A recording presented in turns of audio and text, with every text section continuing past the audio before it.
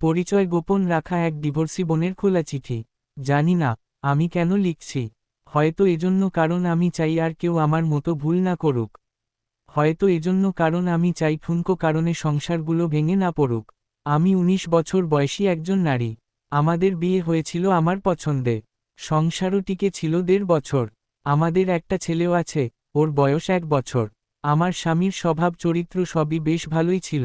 শুধু একটু জেদি, অবশ্য তাও সবসময় না, মাঝে মধ্যে। মানুষ ভাবে ওর বদজেদের জন্যই বুঝি আজ এই অবস্থা, কিন্তু আমি জানি আমাদের সমস্যার শুরুটা ওর দিক থেকে হয়নি। সব সংসারেই তো টুকটাক কিছু সমস্যা থাকে। ওরকম আমাদের মধ্যেও মাঝে সাঝে ঝগড়াঝাটি হতো, কিন্তু ঝগড়া বাঁধলেই আমি তল্পিতল্পা গুছিয়ে বাপের বাড়ির দিকে হাঁটা দিতাম। বাপের বাড়িতে বোনরাও আসতো, আর ভাইরা তো ছিলই। ওদের কাছে কেঁদে কেটে সব বলতাম। তখন সবাই ওকে ফোন করে কথা শোনাতো। আমার ছোট বোন তো রীতিমতো অপমান করত। আমার কাছেও মনে হতো, ঠিকই আছে, কত বড় সাহস, আমার সাথে লাগতে আসে, আমাকে নিজের মতো চালাতে চায়। আমার মধ্যে কেমন একটা জেদ কাজ করত। ওর কাছে ছোট হব, ওর কাছে নিজের ভুল স্বীকার করব, মাফ চাইব, এটা ভাবতেই পারতাম না। উল্টো বড় গলা করে বলতাম, ডিভোর্স দাও। তোমার মতো লোকের সাথে কে সংসার করে? না, ডিভোর্স আমি কখনোই মন থেকে চাইনি। ওটা ছিল মুখের কথা। ওর সামনে ছোট হওয়ার চাইতে ডিভোর্স চাওয়াই আমার কাছে সঠিক মনে হতো। একদিনের কথা এখনো মনে পড়ে। সেদিন ছোট একটা ব্যাপার নিয়ে তর্ক করতে করতে দুজনেই খুব উত্তেজিত হয়ে পড়েছি। রাগে আমার শরীর কাঁপছে, যা মুখে আসছে তাই বলছি। তুই তোকারি, গালিগালাজ, অপমান কিচ্ছু বাদ যায়নি। এক পর্যায়ে সহ্যের বাঁধ ভেঙে ও আমার গায়ে হাত তুলল। এর আগে কিংবা পরে কখনোই ও আমার গায়ে হাত তুলেনি। কিন্তু ওই একটা থাপ্পড়, ওটাই যথেষ্ট ছিল। আমি বাপের বাড়ি চলে গেলাম। আর হ্যাঁ, বরাবরের মতো এবারও নিজের দিকটা না বলে খালি ওর দিকটাই বলে গেলাম। মানুষের দোষ দিয়ে আর কি লাভ? সবাইকে যা বলেছি, সেটার উপর ভিত্তি করেই তারা বিচার করেছে। পরিবারের সবাই বলল, এমন ছেলের সাথে সংসার করার কোনো দরকার নাই। মামলা ঠুকে দাও। আমি সবার পরামর্শে মামলা করলাম। ওর নামে নারী নির্যাতনের কেস করা হলো। খুব দ্রুতই ওকে পুলিশ ধরে নিয়ে গেল। ওর পরিবার থেকে মুরব্বিরা এসে বারবার অনুরোধ করল, আমি যেন এই কেস তুলে নিই। ভেতরে ভেতরে আমিও চিন্তা করতাম, আচ্ছা, আমার স্বামী কি আসলেই জালেম? ও কি কোনোদিন নিজে থেকে আমার গায়ে হাত তুলেছে? আমি যদি ওকে এত কথা না শোনাতাম, তাহলে কি ও আমার গায়ে সেদিন হাত তুলত? আমার বাবা মা আমাকে বুঝিয়েছিল, আমি যদি এত কিছুর পর ফিরে যাই, তাহলে ও ভাববে আমি বুঝি অসহায়। আমাকে আরও পেয়ে বসবে, আমার উপর ইচ্ছামতো ছড়ি ঘুরাবে।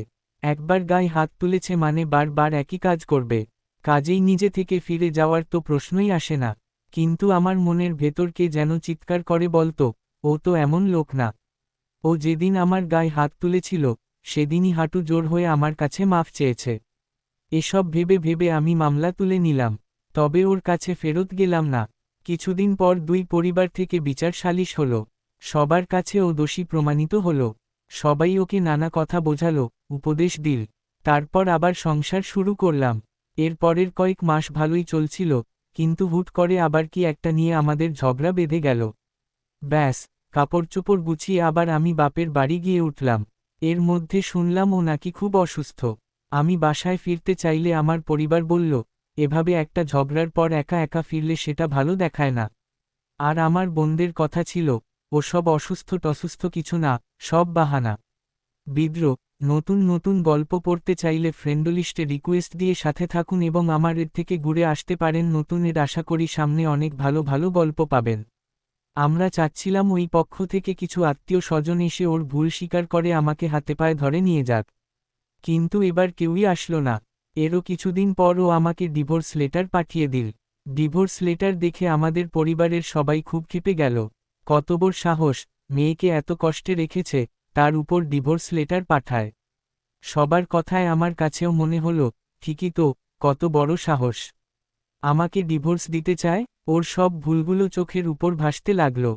মা বাবা মনে করিয়ে দিল, ও হলো সেই ছেলে যে কিনা আমার গায়েও হাত তুলেছে। প্রতিশোধের আগুনে জ্বলতে জ্বলতে আমিও ঠিক করলাম, এবার ডিভোর্সই দেব। কে চায় এমন ফালতু লোকের সংসার করতে? করতে গিয়েও ওকে হেনস্থা করার চেষ্টা করলাম। আমার মাসিক খরচ বাড়িয়ে একটা আকাশছোঁয়া অঙ্ক দাবি করলাম। আমি চাচ্ছিলাম ওর যেন দেয়ালে পিঠ থেকে যায়। যেন নিজে থেকে আমার কাছে এসে আবার সংসার করতে চায়। আসলে ডিভোর্স হোক আমি কখনোই চাইনি, কিন্তু জিদ আমাকে খেয়ে নিচ্ছিল। আগ বাড়িয়ে ওকে ডিভোর্স তুলে নিতে বলা আমার পক্ষে অসম্ভব। ওর কাছে ছোট হওয়া আমি মানতেই পারিনি। কিন্তু আশ্চর্য ব্যাপার, ও আমার আকাশছোঁয়া সমস্ত দাবি মেনে নিল। আমাদের ছেলেকে আমি পেয়ে গেলাম। ভরণপোষণ, মাসিক খরচ, ওর সম্পত্তি সব। বিনিময়ে ও পেল শুধু ডিভোর্স। আমাদের ডিভোর্স হয়েছে আজ 3.5 বছর। ও আবারও বিয়ে করেছে, সুখেই আছে বোঝা যায়। আসলে ওর মতো নির্ঝঞ্ঝাট স্বামীকে নিয়ে মেয়েরা হয়তো সুখেই থাকবে। এখন আমার নিজের কথা ভেবে আফসোস হয়।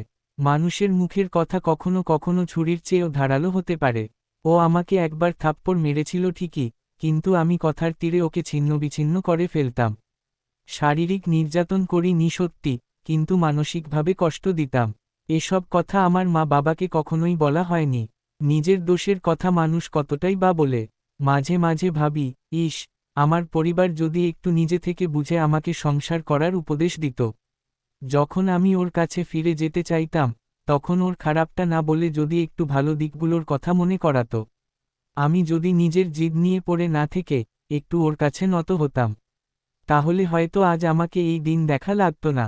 আজ আমার ভাইবোন বন্ধুবান্ধব সবার নিজেদের সংসার আছো, কিন্তু ছোট্ট ভুলে সব শেষ হয়ে গেছে। তাই দোয়া করি আর কারো জবনে এমন না হোক। আল্লাহ সবাইকে সহিবুঝ দান কুন আমিন। Copy post.